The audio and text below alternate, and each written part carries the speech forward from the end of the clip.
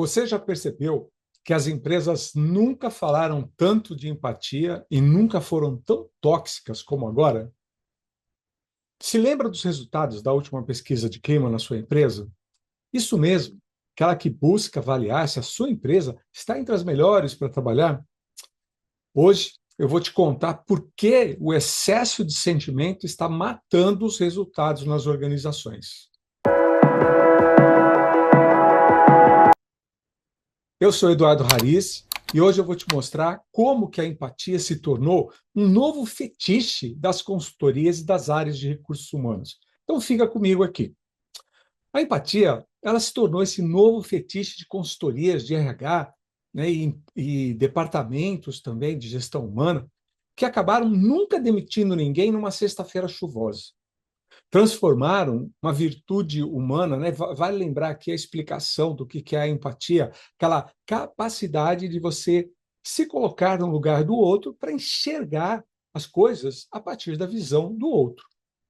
Só que em um processo burocrático, né, e pior ainda, né, numa licença perfeita para a mediocridade, se você precisa de, desculpa, um mapa de empatia para entender o que o seu liderado está sofrendo, está vivendo, né, na dor que ele passa, olha, me desculpa, você não é um líder, você é um sociopata em treinamento.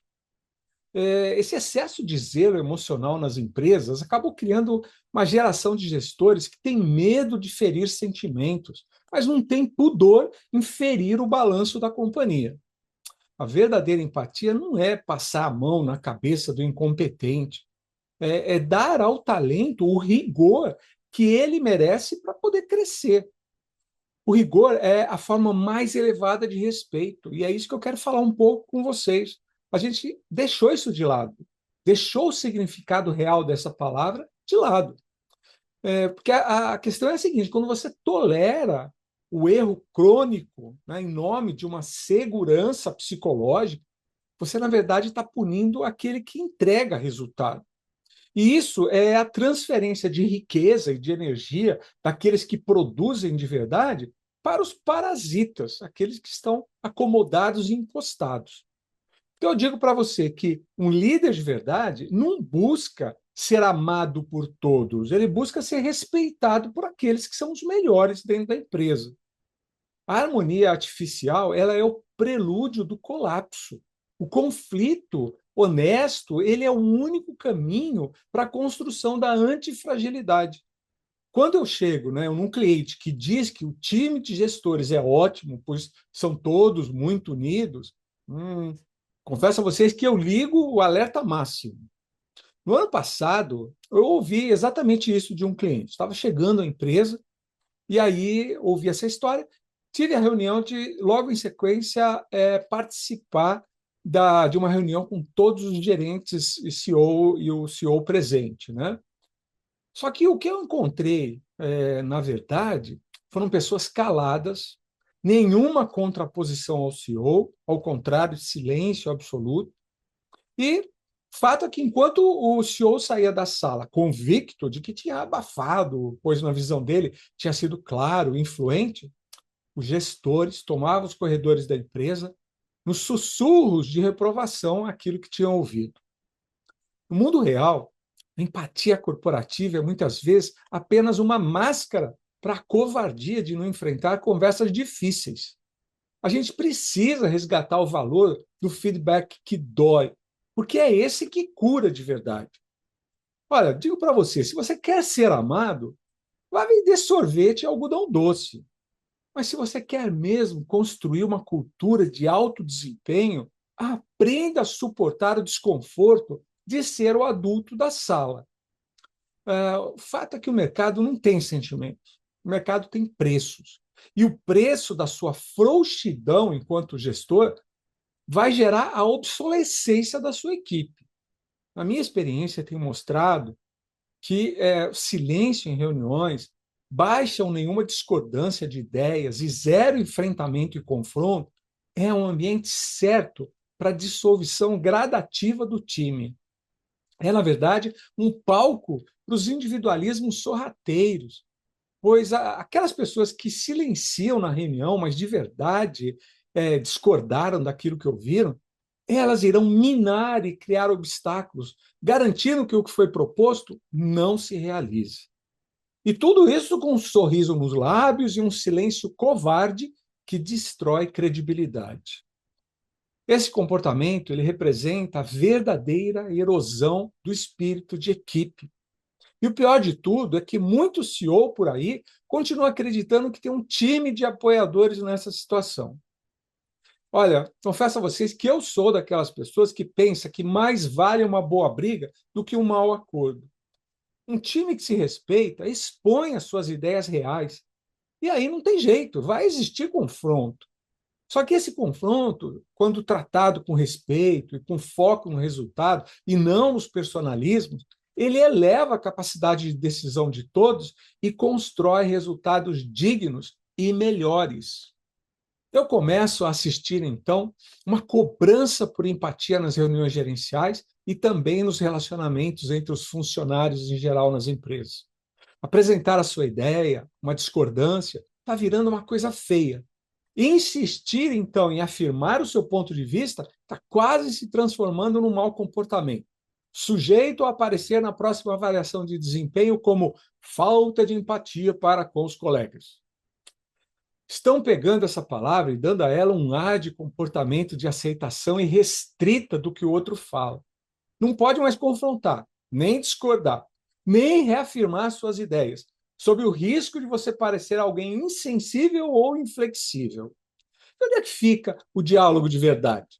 Onde é que fica a saudável prática de conversar, de expor os pontos de vista diferentes um do outro e trabalhar naqueles pontos que sejam comuns? Conhecer o que o outro pensa profundamente e de verdade está cada vez mais difícil nas empresas. Ficou feio, ficou inadequado e até mal visto. E tudo em nome de uma fictícia e mentirosa concordância entre as partes. O importante é aparentar compreensão, mesmo que nunca se trabalhe para chegar nela. É isso mesmo, porque compreender o outro vai além de ouvir o outro. É necessário que eu me aprofunde naquilo que eu ouvi, para entender como que o argumento foi construído, em quais crenças e valores ele se baseia, onde se quer chegar e impactar com isso. Isso tudo requer persistência, requer enfrentamento, coragem, valorização de si mesmo e das outras pessoas. E nós estamos caminhando para ambientes em que as reuniões gerenciais são verdadeiros campos de zumbis, mortos-vivos, presentes só de corpo, pois o pensamento e a emoção ou estão em outro lugar ou estão na arquitetura do repúdio ao que se ouviu. Então, eu penso que a empatia performática, ou seja, teatral, substituiu o rigor técnico, gerando um ambiente de proteção mútua dessa incompetência. É isso mesmo. Não me arrisco falando, pois ao me expor, fico em evidência. E ficar em evidência é colocar em risco o meu emprego. Hipocrisia, mentira, omissão, subutilização de talentos. Como alguma coisa assim pode dar certo no ambiente empresarial? Você pode me responder? Como que é aí na sua empresa? Quantas reuniões com zumbis você tem participado nesses dias? Como é que você se sente quando vive uma experiência como essa? No vídeo passado, eu cheguei a falar um pouco sobre um comentário de uma seguidora que contou que a diretora de RH da empresa que ela trabalha, depois de conhecer a nova NR1, decidiu abortar a avaliação de desempenho para evitar estressar as pessoas. Eu já estou muito preocupado com os impactos das interpretações que estão sendo feitas nesse momento da norma. Eu acredito que, se não tomarmos os devidos cuidados, a NR1 poderá criar o absurdo da gestão anestésica. Sabe aquela situação em que o cuidado vira covardia? Eu temo que a NR1 vire a nova fronteira da infantilização corporativa, se transformando em um escudo legal para isso. Sim, a norma, que agora exige o gerenciamento de riscos ocupacionais, o tal do GRO, incluindo aí os fatores psicossociais, né, é, de fato, uma evolução necessária para coibir abusos reais.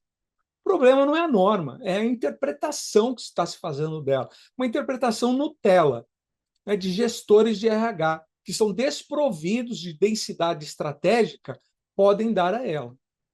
Para mim, eliminar a avaliação de desempenho sob pretexto de que o feedback é estressante e, portanto, um risco psicossocial. Ora, se o feedback estressa o funcionário, a ausência dele condena a empresa à morte por inanição técnica. Estão confundindo ambiente saudável com redoma de vidro. É muito importante compreender que sistemas que não sofrem pequenos estressores tornam-se fragilizados e colapsam diante do primeiro choque real. Ao eliminar a cobrança por desempenho para proteger o colaborador, o RH está, na verdade, privando esse indivíduo da antifragilidade, conforme eu já abordei no vídeo anterior. Estão criando profissionais perus de Natal, bem alimentados, protegidos do frio, sem nenhum estresse, até que chega a véspera do feriado ou da primeira crise de mercado. E aí eles se mostram, né, não tendo musculatura emocional para sobreviver. Dados da Organização Mundial de Saúde indicam que o burnout é um fenômeno ocupacional real.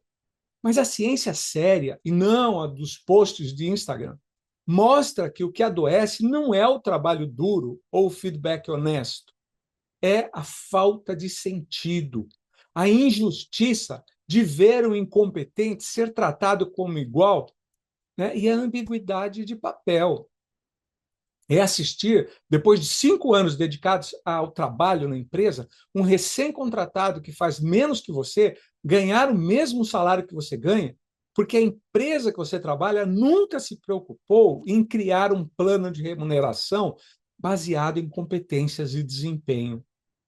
Esses gestores, sem perceber, ou pior, talvez sabendo plenamente, estão trazendo conceitos socialistas para dentro de uma empresa capitalista. O capitalismo reconhece o trabalho e o desempenho, e isso chama-se meritocracia.